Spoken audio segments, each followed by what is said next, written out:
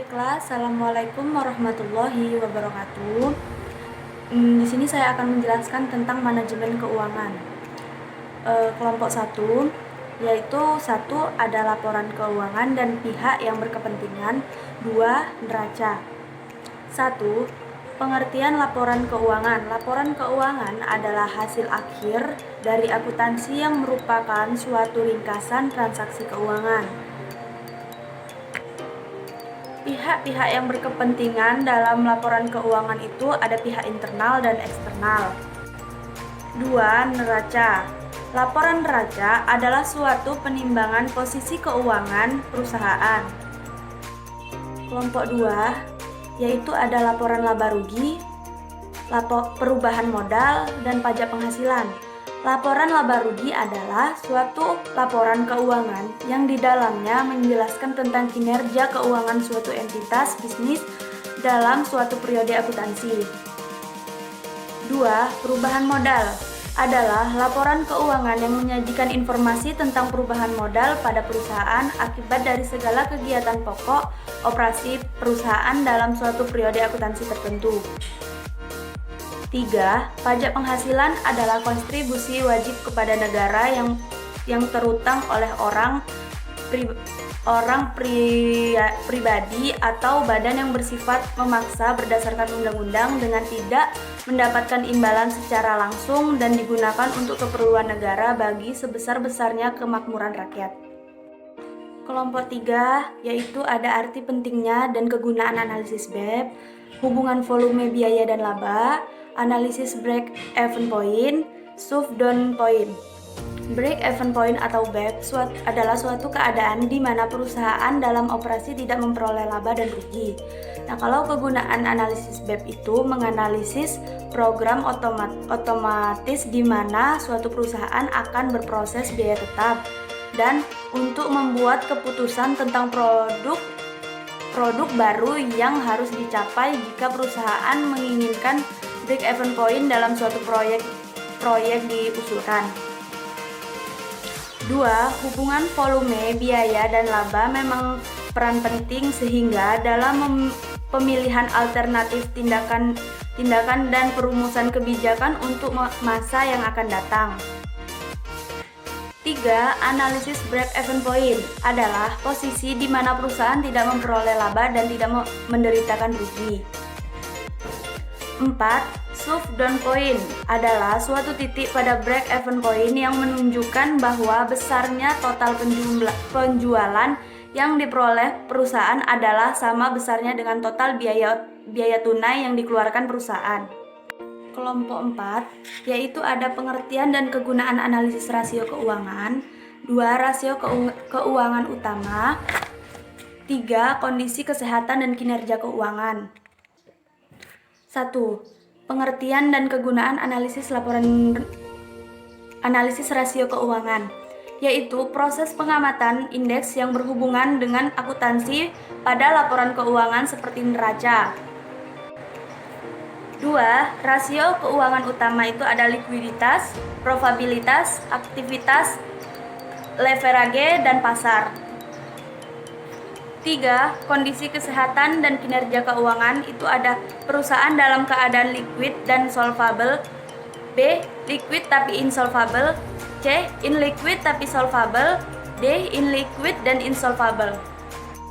Kelompok 5, di situ ada pengertian dan arti penting manajemen modal kerja, konsep dan jenis modal kerja, pendekatan modal kerja. Pengertian dan arti penting modal kerja itu, arti penting manajemen modal kerja adalah pengaturan total jumlah masing-masing komponen modal kerja dan pembelanjaan yang dibutuhkan untuk mendukung aktiva lancar. Konsep modal kerja itu ada konsep kuantitatif, kualitatif, dan fungsional. Jenis modal kerja itu ada modal bagian permanen dan jumlah modal kerja variabel. Kelompok 6, di situ ada analisis kebutuhan modal kerja dan analisis pembiayaan modal kerja. Analisis kebutuhan modal kerja adalah analisis yang berhubungan dengan sumber-sumber dan penggunaan perusahaan. Dua, analisis pembiayaan modal kerja, yaitu pembiayaan jangka pendek yang diberikan kepada perusahaan untuk membiayai kebutuhan modal kerja usaha berdasarkan analisis. Kelompok 7 itu ada analisis memegang uang tunai dan anggaran kas. Analisis memegang uang tunai itu terdapat 3 macam: motif transaksi, motif berjaga-jaga, dan motif spekulasi. 2. Anggaran kas. Anggaran kas adalah anggaran yang merencanakan secara lebih terperinci tentang jumlah kas beserta perubahan dari waktu ke waktu.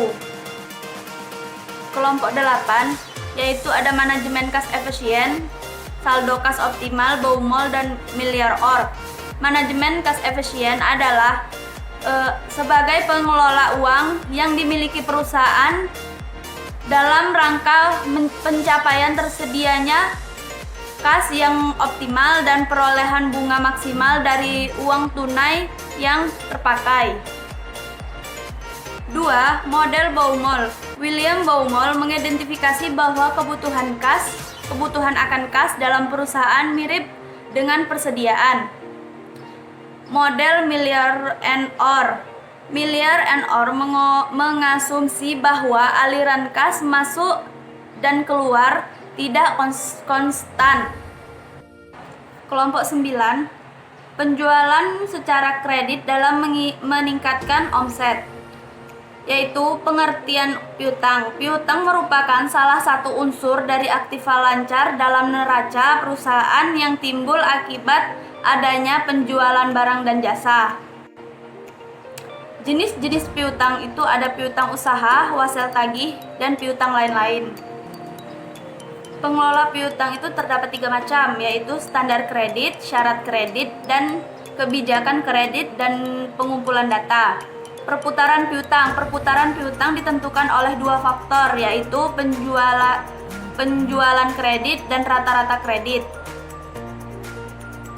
Meningkatkan omset dengan kredit. Biasanya konsumen beranggapan bahwa mereka tidak perlu mengeluarkan uang tunai sekaligus di awal. Mereka hanya perlu mengeluarkan uang muka saja dengan sisa pembayarannya bisa dicari dalam jangka waktu tertentu sesuai kesepakatan.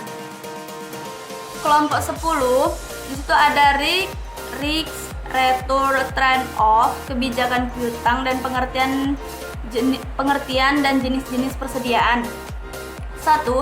Risk return trade-off adalah pernyataan yang menunjukkan adanya pertukaran antara resiko dan return, suatu tuntunan konsekuensi dari sebuah sebab.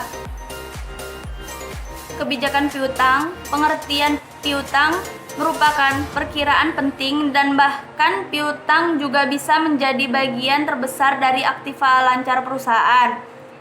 Jenis-jenis piutang ada 3: piutang dagang, piutang wasel, dan piutang bukan dagang atau piutang lain-lain.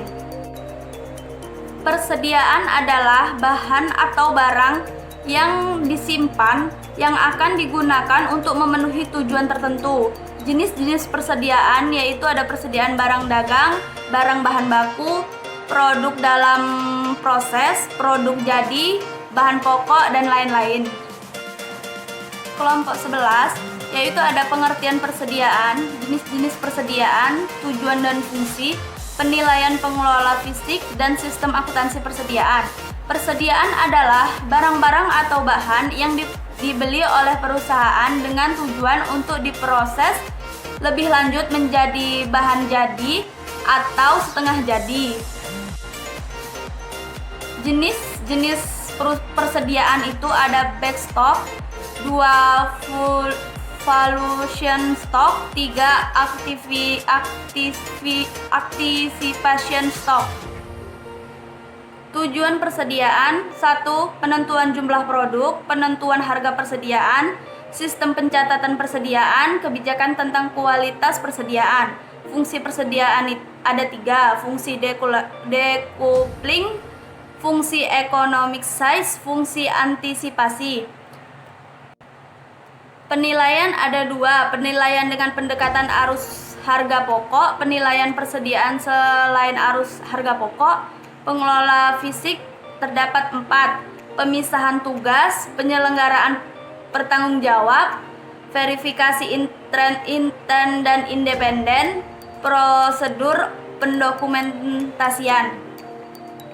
Sistem akuntansi persediaan terdiri menjadi 2, 1, perpetual dan periodik.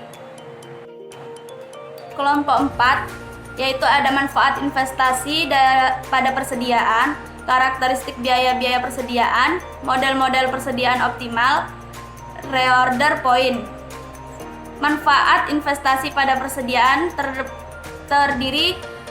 terbagi menjadi 3. 1. Memanfaatkan diskon kuantitas, menghindari kekurangan bahan, memanfaatkan pemasaran. Karakteristik biaya persediaan. Biaya-biaya dalam persediaan yaitu biaya penyimpanan, biaya pemesanan, biaya yang timbul akibat perusahaan kehabisan persediaan.